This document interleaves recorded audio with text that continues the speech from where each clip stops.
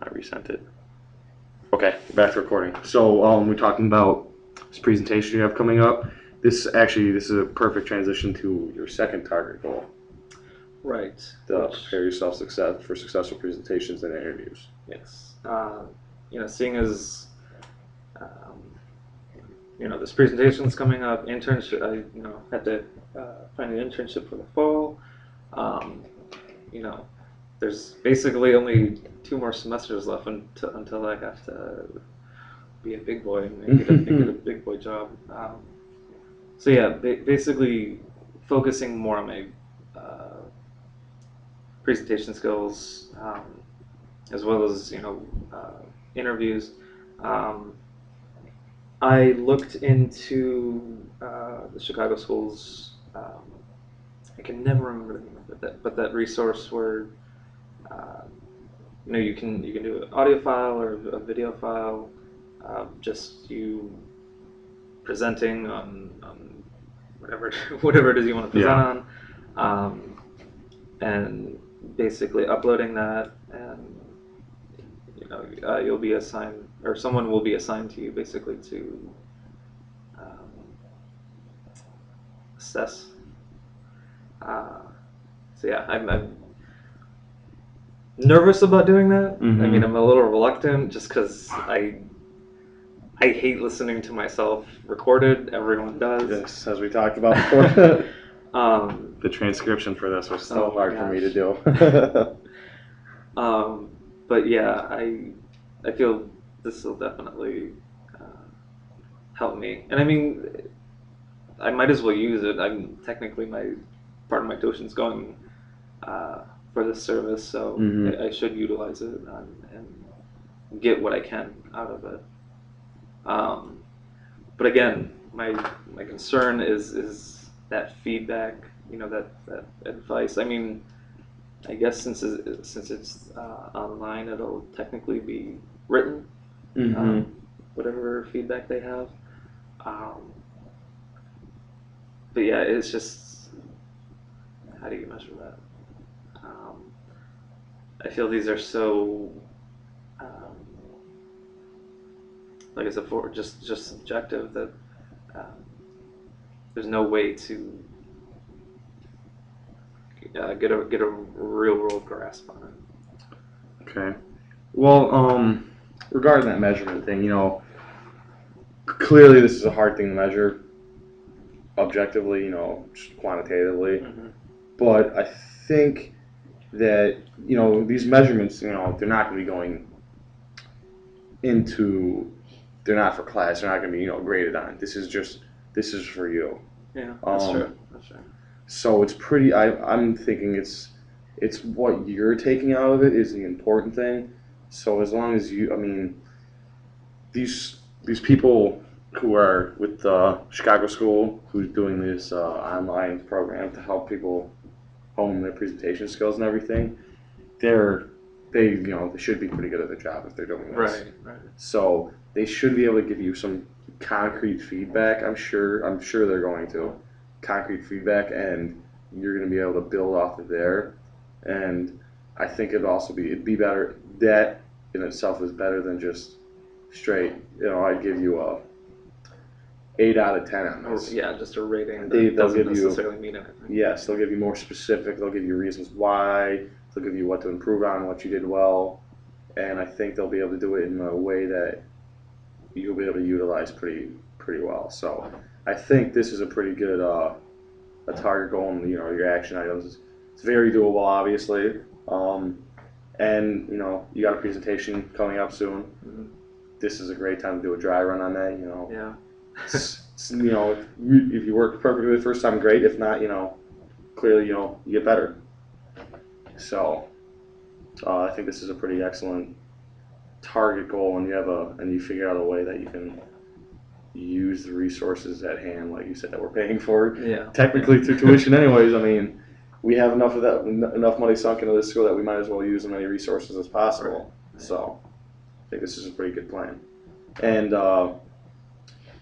you have your date set for this within a month. I mean, with the target dates, I felt that my goals were so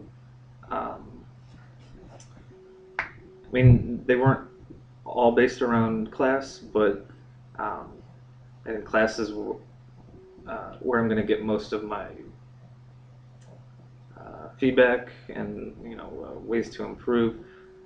So I kind of had to include as Yeah. many classes As to get enough information and feedback and whatnot. So yeah, I pushed it till the last day of classes for the semester. Yeah, I was figuring you were doing that, just making sure because I see the date there. It's I assumed, but what happened was you assumed. So actually, yeah, I mean, I figure this is pretty good. These are all very doable, and class is a perfect environment to put these into action. Do you have any worries about this? This second action plan, the second target goal, other than the I mean, I wouldn't say feedback part. worry. It's just more nerves. More nerves. Okay. Yeah, and I guess it's a little bit of reluctance because I'm afraid of what the feedback will actually be. Okay. That it'll just end up being brutal, and I'll think to myself, oh, God, why am I even here? I mean, I'm sure that won't happen, but it's just In the back. in the back of your head, yeah.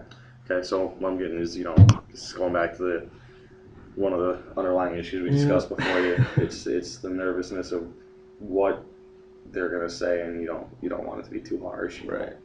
So, I mean, I want them to be, like I said, as candid honest as possible, and candid, but yeah. then again, I don't want them to just rip me apart. Yeah, it's understandable. I understand that perfectly. So okay, but this is like what we talked about. Exactly. Just going back to the same thing. It's your worry of what they're gonna view of you. But I think doing this will help you help you realize that people really won't be that way. Won't be overly harsh. They won't try to rip you apart for the most part.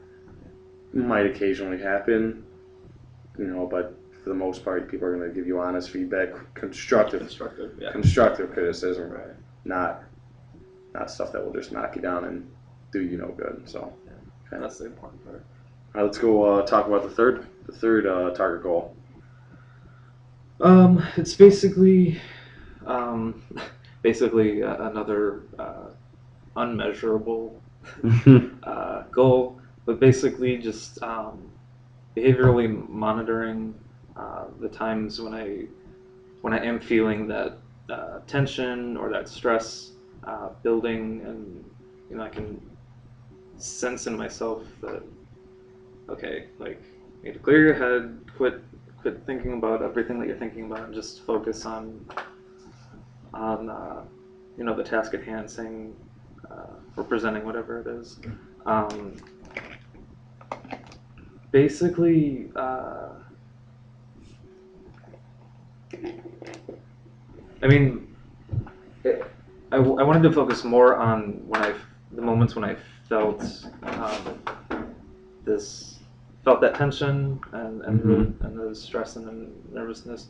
Because I mean, it's a natural thing, to ruminate on your thoughts or to worry about, social comparison or all those other things. So I mean, it's not that I want to focus on getting or stopping those behaviors, but I want to stop when they build up and it leads to that where I'm I stumbling over my words and can't think straight to save my life, and it screws up my verbal communication skills. So yeah, I want to focus on those moments. I mean, as far as measurements, again, that's going to be kind of an internal thing, mentally. But I kind of figured I could keep track of.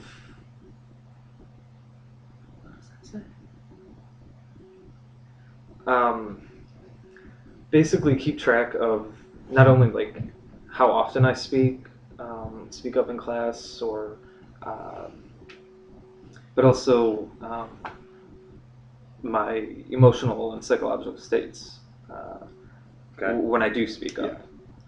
Basically, you know, being self-aware enough to sense that, and then kind of write it down in a notebook or something.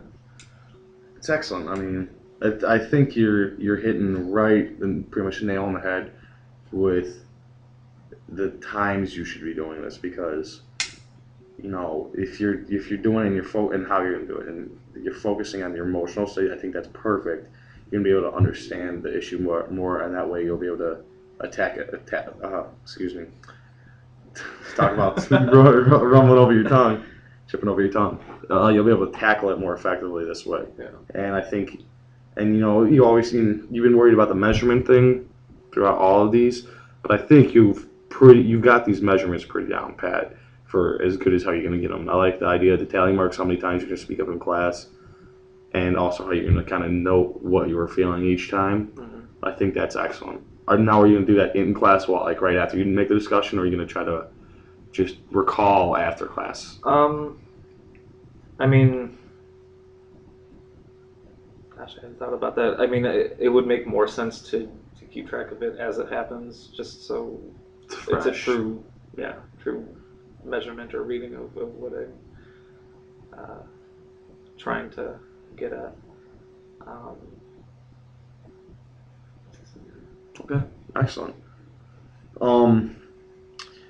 I think we covered this development plan pretty well. Do you have any other questions or concerns or anything that you'd like to talk about else? I mean, yeah. I mean, we covered my concerns about the measurement. You know, I was basically just in my head, thinking, it's got to be that smart, like that smart article, in that section about being able to actually measure your goals. Well, these are intangible, but I mean, yeah, I feel that the goals themselves are what's important. So yeah, I mean, so you feel that this is going to actually help attack? I do. The main issues. I do. I feel that you came up with a pretty good development plan for how to help cover this. The thing I like the most is the second two for sure. I think those are going to be real successful. The first one's also going to be successful. I'd see that's the only one I could see as being some maybe problematic, is not the teacher aspect, because I'm sure all the professors will be fine. It's just getting a peer to come after class. Right. That might be an issue, but otherwise, I mean, you can also do that in email if you want. That's true. Just find somebody. So I mean, I meant to say that before. If you can't find time to sit down and talk with them, you can be like, hey, listen, can you just send me quick little notes what I could do better? Right. Shoot me an email. Because I know how hard it is to coordinate people with working in group projects. Mm-hmm. Everybody's got work or school at different times. It's impossible to coordinate people to get time to meet. So, but I think that could be that. Just shoot me an email whenever you think. I think that could help you with the possibility of that might be a problem you might run into. But other than that, I think these are all pretty good and pretty doable. Cool. All right.